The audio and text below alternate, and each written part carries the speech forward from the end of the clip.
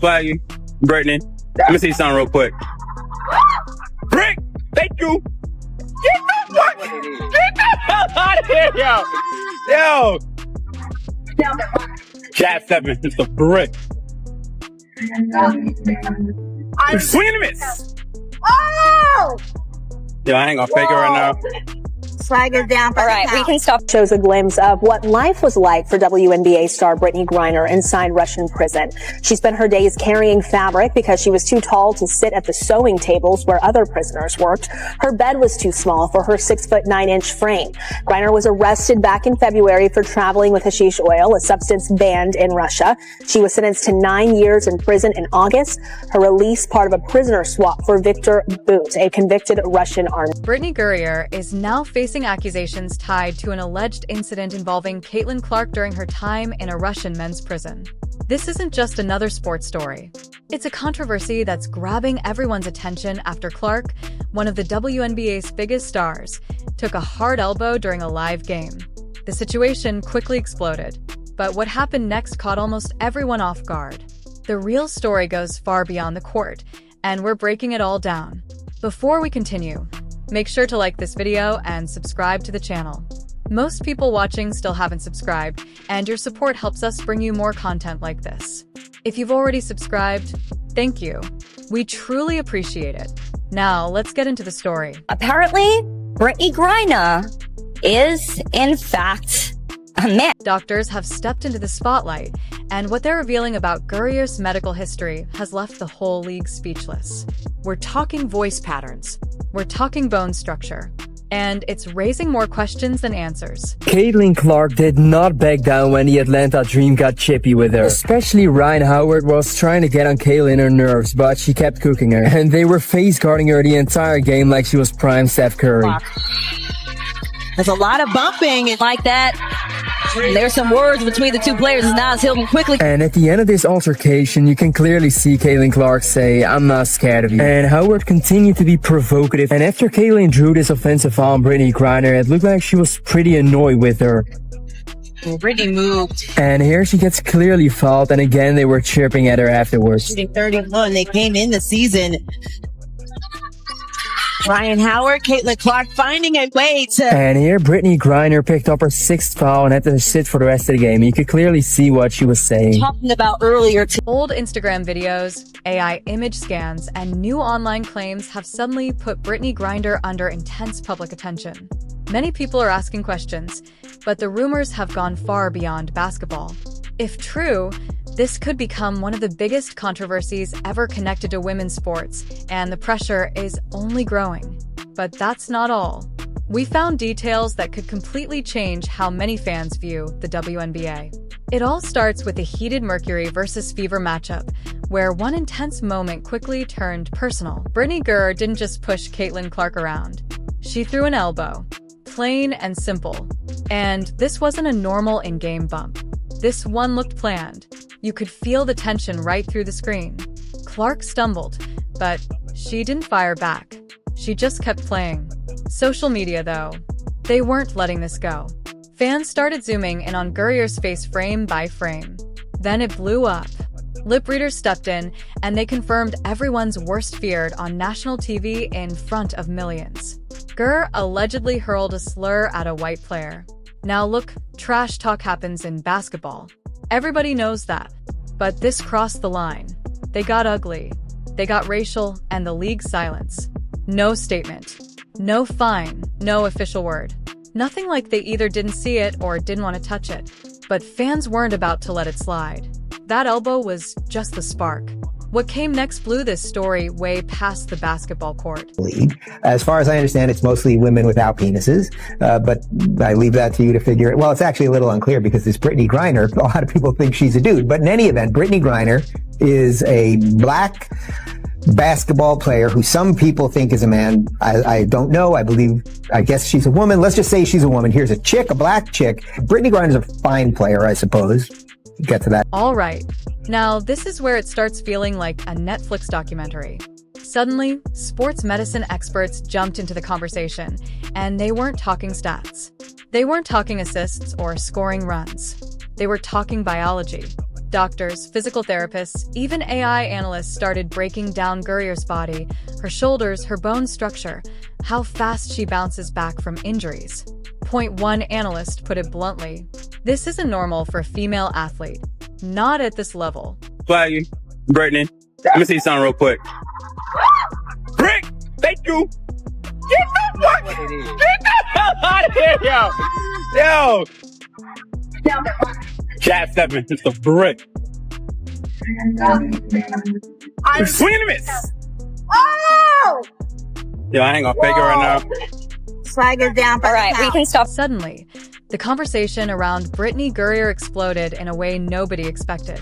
What began as a hard foul during a heated Mercury versus Fever game has turned into something much bigger.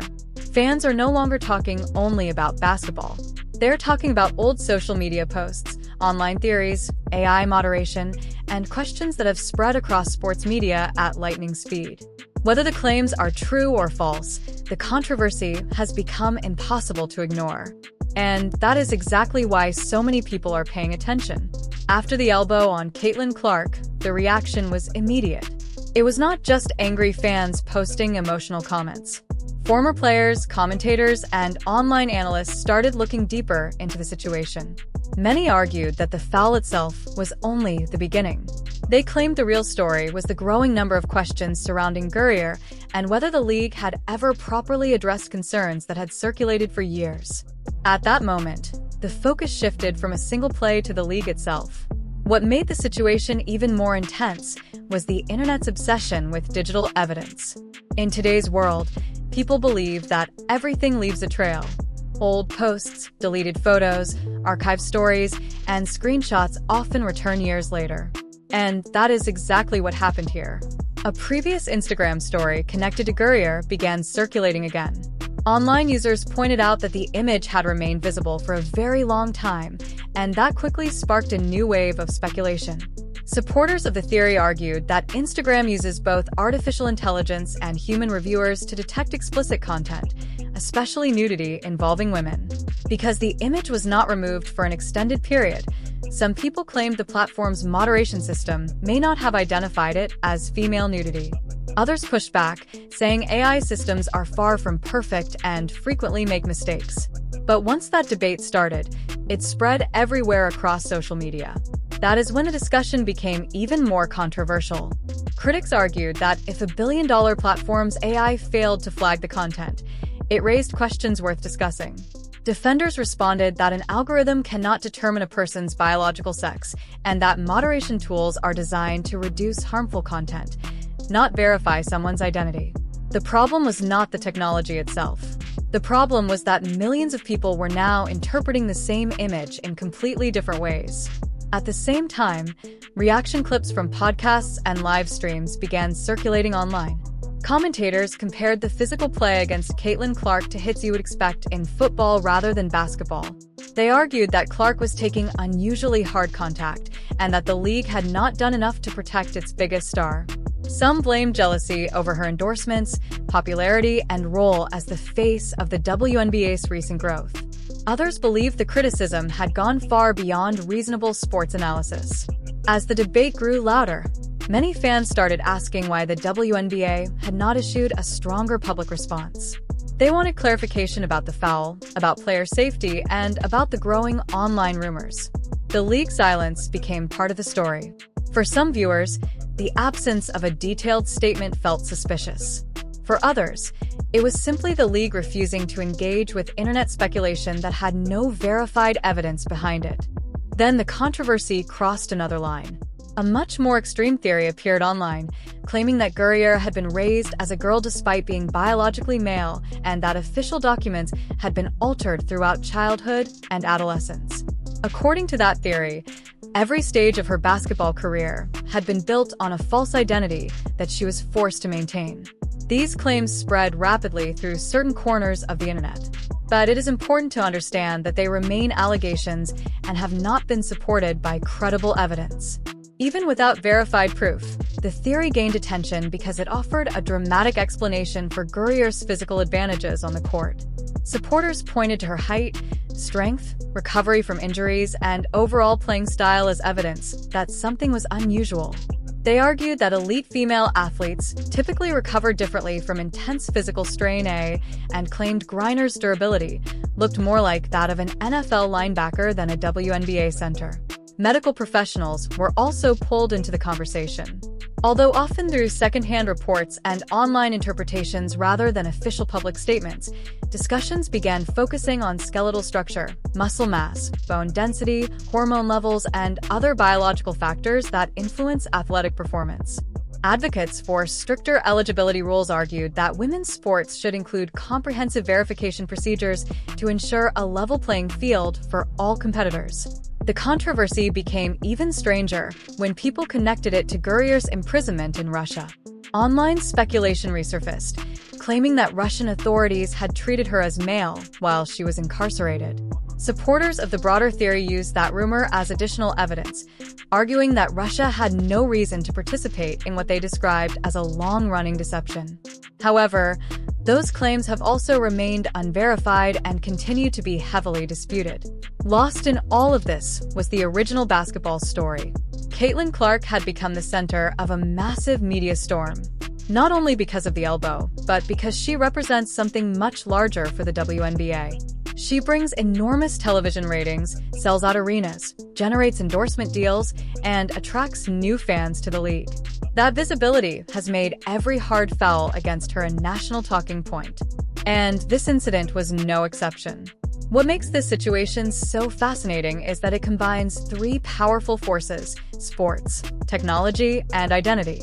A single court moment led to questions about AI moderation systems. Those questions led to debates about fairness in women's sports. The fairness debate then expanded into theories about official records, medical evaluations, and even international prison treatment. Each new layer made the story more dramatic, which is why it has continued to dominate online discussion. Still, the most important distinction is between verified facts and internet speculation. The fall during the game happened. The online debate happened. The circulation of old social media content happened. But many of the larger claims being attached to those events remain unproven. In the age of viral content, theories can travel around the world long before evidence catches up. Ultimately, this controversy has become a test of trust. Some fans trust the league and believe the rumors are exaggerated. Others trust online investigators and believe important questions are being ignored. Until clear evidence is presented publicly, the debate will continue to divide viewers, generate headlines, and keep people arguing about what is real and what is simply the latest internet firestorm surrounding the WNBA. What people are witnessing isn't just basketball anymore. That elbow, that slur, it felt cold, calculated. This wasn't rage. This was something else, something deeper. Some are whispering that it's about hiding something big. A double life. An identity crisis buried under pressure. And when pressure like that builds up for years, it has to go somewhere. This time, Caitlin Clark was standing right in the blast zone. Think about it from her side for a second. You're a rookie. You single-handedly put the entire league on your back, and then a veteran comes after you live in front of millions watching at home. What kind of message does that send to every young girl dreaming of playing this sport? If this is what gets defended, what exactly is this league building? Now, let's talk about real consequences. Because this isn't just internet noise anymore. If Gur's biology really doesn't match the rules for women's sports like all this medical chatter is suggesting, this stops being a scandal and starts being fraud. Imagine training your whole life only to lose your scholarship or your Olympic shot to someone who wasn't even eligible to compete. For some athletes, that's not just unfair. That's their entire career gone. And lawyers are already circling. Some say this could open the door to a wave of lawsuits. Others are asking a much bigger question. If the league knew and stayed silent, does that make them legally responsible? 2. Are leagues actually required to guarantee fairness? Because right now, it doesn't feel personal against one player. It feels like resentment toward what that player represents. A young athlete comes in, dominates, and suddenly gets showered with attention some feel was never given to others before her. That resentment might be understandable on some level, but it's not being handled like adults should. And here's the part that makes this even bigger. The world is watching. Olympic committees, swimming federations, soccer organizations, every single one of them is paying close attention. Because if the WNBA can't handle this cleanly, every women's sport on the planet will eventually face this exact same fight. What counts as eligible? What does fairness even mean anymore? And can fans still trust what they're watching? If this gets swept under the rug, the message becomes painfully clear. Image matters more than integrity. For years, women's basketball has fought for respect, for bigger crowds, for real credibility. And right as momentum was building, this entire mess threatens to blow it all up. One star player, one elbow, possible hidden advantages.